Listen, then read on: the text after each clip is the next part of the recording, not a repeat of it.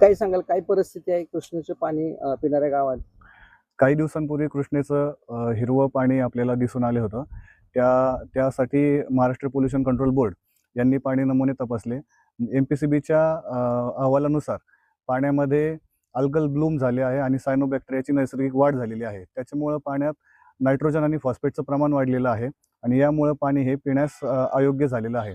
तर यासाठी खबरदारीचे उपाय म्हणून आम्ही नदीकाठच्या गावांना पाण्याचा पर्यायी वापर जसे की विहीर, बोर, हातपंप, वॉटर ATM यांचा वापर करण्यास सांगितले आहे. त्यासोबतच क्लोरिनेशन करणे, मेडिक्लोर वापरणे याच्या सर्व सूचना दिलेल्या आहेत. तसेच प्रत्येक गावाने दवंडी देऊन जनजागृती करण्याचंही यांना गावांना सांगितलेले आहे.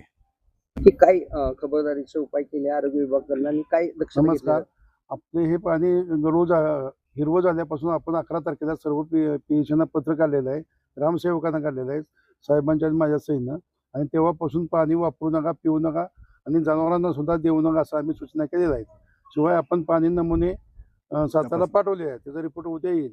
आणि TCL वापरा, ATMचं पाणी प्या असं. आणि सर्वेक्षण सगळीकडे चालू आहे, कुठेही पेशंट आढळलेले नाहीत.